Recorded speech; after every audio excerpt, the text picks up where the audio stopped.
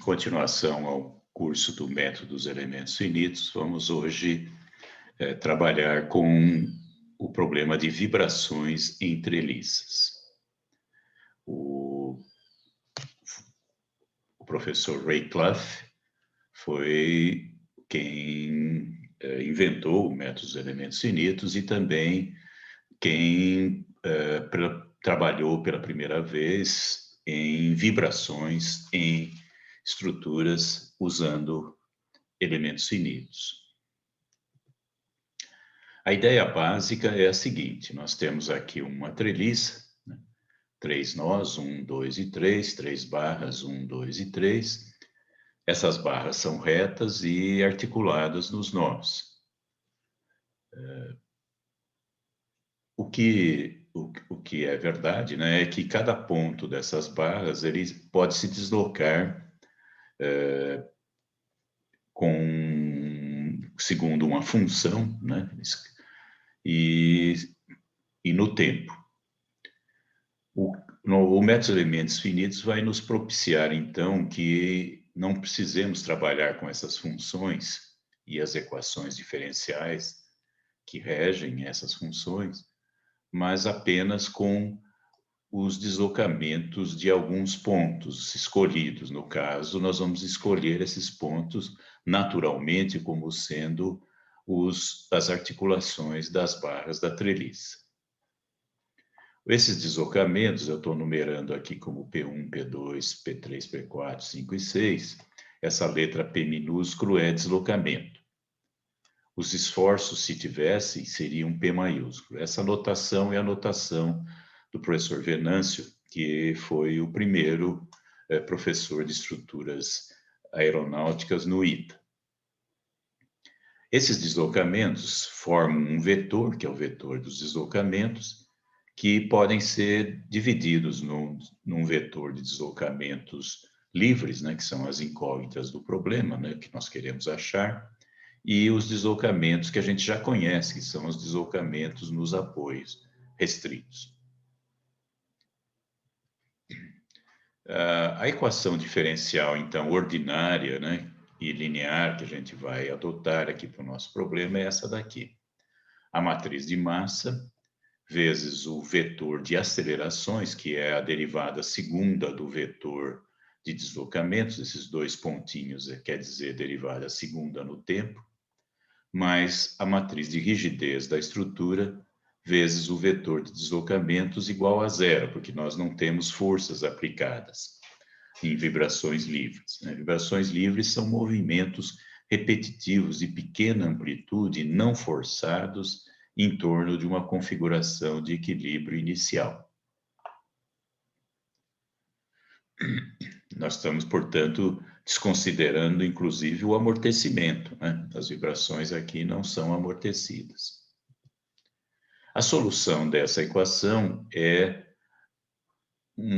o vetor P dos deslocamentos, P minúsculo, é um vetor φ, que é uma forma, né, chamada modo de vibração, vezes uma função harmônica, seno ou cosseno de ômega-t. O ômega é a frequência da vibração. E o modo é um vetor constante, né, é o deslocamento de cada ponto da nossa estrutura que vai vibrar na mesma frequência e em fase, né? Todos na mesma frequência ômega. Então, a forma se mantém, né? Só a amplitude é que varia com o cosseno ou com o seno. Substituindo essa solução na equação original e cancelando a função harmônica, nós transformamos aquela equação diferencial numa equação algébrica, linear e homogênea, né? Porque fica um zero aqui do outro lado. E a gente já sabe que equações algébricas, sistemas, né, de equações algébricas lineares homogêneos só tem solução não trivial, ou seja, solução que não é zero, se o determinante dessa matriz aqui for zero. Então, calculando esse determinante igual a zero, nós ficamos com uma equação polinomial de grau n cujas raízes são esses ômega quadrado aqui, né? São as frequências ao quadrado. Existem teoremas que mostram que, nesse caso particular, essas frequências são reais, né? E elas são todas diferentes. Normalmente, a gente organiza da menor para maior. Ômega 1, ômega 2, até ômega N, que esse N seria o número de graus de liberdade no nosso problema. Aqui, por exemplo, nessa treliça, como eu tenho 3 deslocamentos livres, nós teríamos 3 modos de vibração a serem calculados e 3 frequências correspondentes. A discretização do nosso problema pelo método dos elementos finitos é feita como já foi visto em estática. Uma barra da nossa treliça no seu sistema local de referência, num ponto qualquer de ordenada x barra, ela se deslocaria segundo uma função u barra de x barra e do tempo, e uma função aqui v barra de x barra e do tempo, que é o deslocamento transversal. Em vez de trabalhar com essas funções aqui, nós vamos trabalhar com umas funções mais simples, chamadas funções de forma, que só dependem de x barra, não dependem do tempo.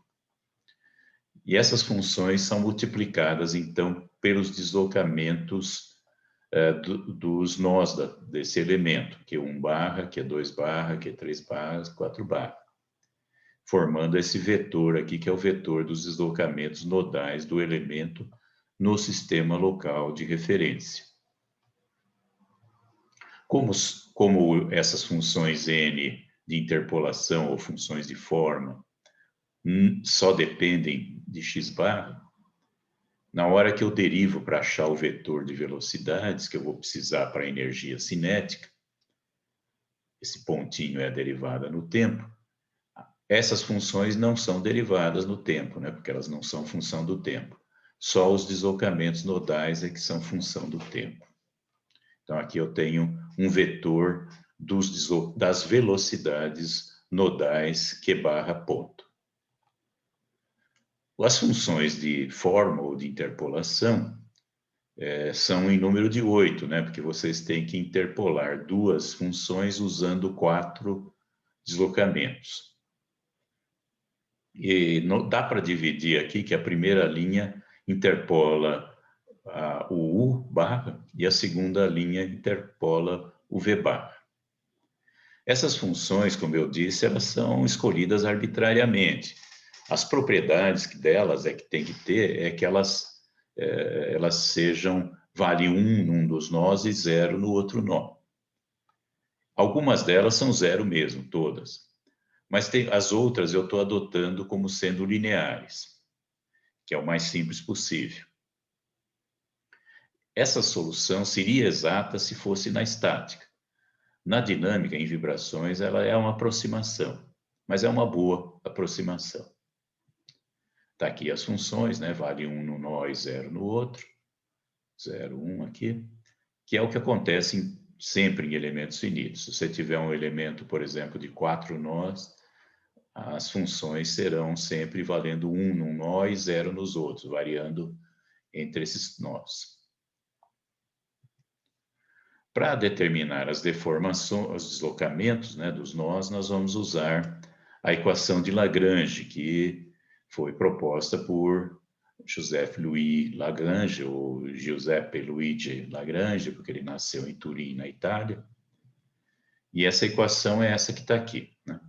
Ela dá um mínimo de energia mecânica do nosso sistema. É a derivada no tempo da derivada parcial do lagrangiano nas velocidades, o pontinho aqui é de velocidade, mais a derivada do lagrangiano nos deslocamentos igual às forças externas não conservativas. O Lagrange, no caso, nós não temos, né? Vibrações livres não amortecidas não tem força externa não conservativa. O lagrangiano é a diferença da energia cinética e a energia potencial total. Por sua vez, a energia potencial total é a energia de deformação menos o trabalho das forças conservativas. Bom, as forças conservativas que nós temos são as forças de interação da estrutura, sobre o elemento, chamadas de Q maiúsculo barra, né? São 4 também, do mesmo jeito que aqui, né? Vocês teriam uma força horizontal Q maiúsculo barra 1, uma força vertical Q maiúsculo barra 2 e assim por diante. Então, teria um vetor Q maiúsculo barra composto por essas forças nodais, que são os esforços que a estrutura aplica sobre a barra. Fazendo um produto escalar dos deslocamentos nodais pelas forças nodais, o resultado é um trabalho, né? Isso aqui é um escalar, né? Que entra na energia potencial total. Para então encontrar as energias, vamos começar com a energia de deformação. Aqui tem uma barra de comprimento L, temos uma seção X na posição X barra que se desloca U barra, V barra para uma nova posição. E uma outra seção a uma distância dx barra, que se desloca U barra mais DU barra e V barra mais DV barra. Então, essa distância entre as seções, ela muda, né? Deixa de ser dx barra e agora é ds, que vai ser achada por Pitágoras a partir desse triângulo retângulo, conforme está aqui. Se eu puser aqui o dx barra em evidência, aqui dentro aparece a derivada de U barra em x barra e a derivada de V barra em x barra. Pegando o comprimento final menos o comprimento inicial e dividindo pelo comprimento inicial, eu tenho o epsilon, que é a deformação. Fica uma raiz aqui que é chata, né, para trabalhar. Então, a gente pode fazer algumas aproximações para pequenos deslocamentos. Uma aproximação melhor seria essa daqui. U barra linha mais meio de V barra linha ao quadrado. Como isso está ao quadrado, a gente pode fazer uma outra aproximação mais simples ainda para a deformação epsilon, que seria apenas a derivada de U barra em x barra. E a relação entre essa deformação e a tensão que a barra está sofrendo, né? Que o elemento está sofrendo, é dada pela lei de Hooke, né? Que a extensão é proporcional à força. A lei de Hooke está aqui, ó. Sigma, a tensão, né? Força dividida por área, é proporcional à deformação epsilon por meio de uma constante física do material, que é o módulo de elasticidade desse material. Está aqui a relação linear entre essas duas coisas, né? E a área embaixo dessa reta tem unidades de energia por unidade de volume. Seria meio, né, de sigma vezes epsilon, ou meio de E vezes epsilon ao quadrado. Para achar a energia de deformação do elemento inteiro, vocês têm que integrar isso para o volume do elemento, chegando numa dessas duas integrais que estão aqui. Se eu colocar, então, a aproximação de elementos finitos, agora, né, a derivada de U barra em dx barra, em x barra, seria, na verdade, a derivada da aproximação para o U barra que nós fizemos, né, em função dos deslocamentos nodais, naquele NU vezes Q barra. A derivada desse NU, que é função de x barra só, né, é essa matriz B que está aqui. Tá aqui. E a tensão é o módulo da cidade vezes a deformação epsilon. Então, fica E vezes B vezes Q barra. Substituindo lá na integral, nós teríamos meio do vetor Q barra transposto vezes essa integral que está aqui, e vezes o vetor Q barra. Preste atenção que aqui tem um quadrado, né? Na hora que a gente for derivar daqui a pouco, vai esse quadrado, o 2 vai para frente, vai cancelar com esse meio e vai sumir um desses vetores Q barra aqui. Daqui a pouco a gente vai ver. A energia cinética, como vocês já sabem, é a velocidade ao quadrado vezes a densidade dividido por 2. Isso para um volume unitário. Para o volume total do elemento é uma integral de ρ vezes a velocidade ao quadrado dividido por 2. Como aqui nós temos um vetor de velocidades, a gente tem que fazer um produto escalar aqui, né? Para achar o quadrado. Supondo que a nossa barra de treliça, nosso membro da treliça, tenha densidade e área constante, uma barra prismática de densidade constante, isso aqui sairia para fora e ficaria a integral de 0 a L do produto escalar do vetor velocidade por ele mesmo. Só que essas velocidades vão ser, pelo método dos elementos finitos, aproximadas em função das velocidades nodais, né? Então, aqui aparece os vetores das velocidades nodais fora aqui dessa integral, e aqui nós temos uma integral da matriz N transposta vezes ela mesma. De novo, aqui vocês têm um quadrado aqui, que não está bem explícito, né, do vetor Q barra, e na hora que nós formos derivar, vai aparecer um 2 que cancela com esse meio, e vai sumir um desses Q barra ponto, que é o que vai acontecer agora, né? Nós vamos aplicar aqui a equação de Lagrange, derivamos a energia cinética nas velocidades e depois derivamos no tempo. Então, fica esse parênteses vezes o vetor de acelerações, né? Tem 2 pontinhos aqui. E a derivada da energia de deformação nos deslocamentos é esse parênteses aqui vezes o vetor de deslocamentos nodais. Do outro lado, a gente tem os deslocamentos, os esforços nodais, né? Essa matriz aqui que multiplica o vetor de acelerações é a matriz de massa do elemento no sistema local de referência. E essa outra matriz que está aqui, que multiplica o vetor de deslocamentos, é a matriz de rigidez K barra no sistema local de referência desse elemento. Nós vamos depois fazer uma transformação se o elemento não for horizontal, né? Se ele tiver uma inclinação qualquer, que é o que aparece aqui nesse slide, né? De rotação de eixos. Vocês têm aqui explicadinho, né?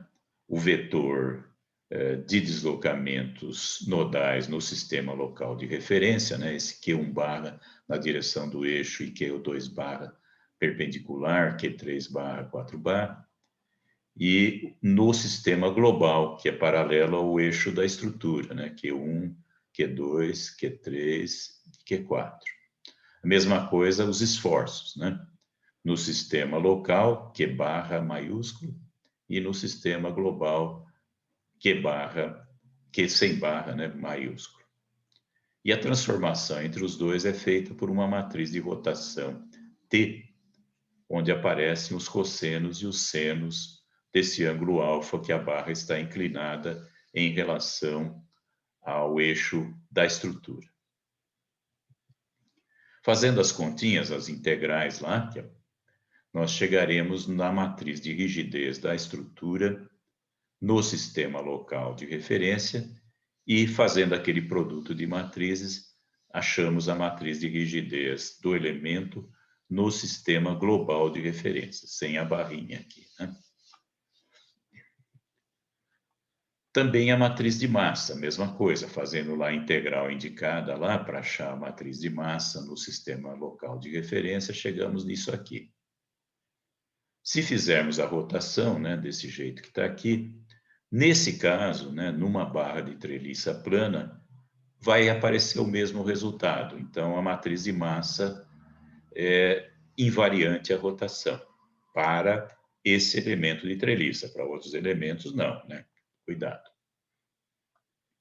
E mais uma coisinha, né? Isso aqui é uma aproximação de elementos finitos, usando aquelas funções de forma que foram escolhidas. Se eu usasse outras funções de forma, daria outro resultado. Mas são próximos, tá? Vamos fazer, então, o nosso exemplo, tá? Esse exemplo, então, que já foi mostrado para vocês, é uma treliça com 3 nós, 1, 2, 3, 3 elementos, 1, 2, 3. Nós temos esses apoios e temos uma massa aqui, M, de 1 tonelada, fixada aqui nesse ponto. Essa massa não pertence às barras, pertence ao ponto. Os deslocamentos que a gente tem no nosso sistema são esses, né, conforme a gente já viu. E uma parte deles é livre, outra parte é restrito, e tudo já nós sabemos. E aqui temos os valores, né? A massa é 1 tonelada, a seção da peça está aqui, o módulo elasticidade do material está aqui, né? 2 milhões, né, de newton por metro quadrado, e a densidade do material é essa daqui, 7,85 toneladas por metro cúbico. Muito cuidado com as unidades, tá? Em dinâmica, isso é muito importante. Se vocês usarem tonelada para massa, vocês têm que usar quilonewton para o módulo elasticidade. Se vocês usarem quilograma para massa, vocês têm que usar newton no módulo elasticidade. O programinha lá que nós vamos usar, né, em MATLAB ou em Scilab, ele precisa das coordenadas dos nós, precisa que a gente diga quais são os nós que têm fixações, né, que têm restrições, apoios, e a partir disso ele automaticamente gera a numeração dos graus de liberdade. A gente também dá a incidência de elementos, ou seja, onde começa e onde termina cada elemento. Tudo isso é arbitrário, tá? Mas uma vez escolhido, tem que continuar. Com essa informação aqui, o programa identifica qual é o número do deslocamento correspondente aos deslocamentos nas extremidades de cada elemento, né? Por exemplo, nesse elemento 1 aqui, os deslocamentos 1 e 2 do elemento são o 3 e 4 da estrutura. Aqui, 3, 4. O deslocamento 3, 4 da barra do elemento é o 1 e o 2 da estrutura. E assim por diante. Nós precisamos dessa informação, né, porque as matrizes que forem calculadas para os elementos têm que ser somadas na matriz da estrutura na posição correta, né, de acordo com essa numeração de deslocamentos da estrutura. Então, está aqui as matrizes de rigidez do elemento, dos elementos, são as mesmas, né, daquele problema estático da semana passada. E as matrizes de massa estão aqui, repetindo que elas são aproximações de elementos finitos para as funções de forma que foram adotadas, lineares. E aqui está a montagem das matrizes da estrutura, né? Da matriz K da estrutura e da matriz M da estrutura. É muito simples o algoritmo, né? Vocês primeiro pegam aquela matriz LM que nos diz qual é o número dos deslocamentos das extremidades do elemento e joga então as matrizes do elemento na posição correta nas matrizes da estrutura K maiúsculo e M maiúsculo. No nosso caso, e em vários outros casos, a gente tem massas fixadas a nós, né, e não a elementos. Então, teria que somar na nossa matriz de massa as massas pontuais colocadas nos nós. Essas massas entram só na diagonal principal da matriz de massa da estrutura. Então, estão aqui as matrizes da estrutura. a matriz K maiúsculo de rigidez e a matriz M maiúsculo de massa. No problema de vibrações livres não amortecidas, a gente só precisa dessa matriz aqui dos deslocamentos livres, né? E essa matriz de massa também só dos deslocamentos livres. Então, a gente resolve esse probleminha de autovalores, determinante de KLL mais ômega quadrado MLL igual a zero. Né? Esse determinante é uma função, é um polinomial, é uma equação polinomial de grau n, no nosso caso, grau 3, né?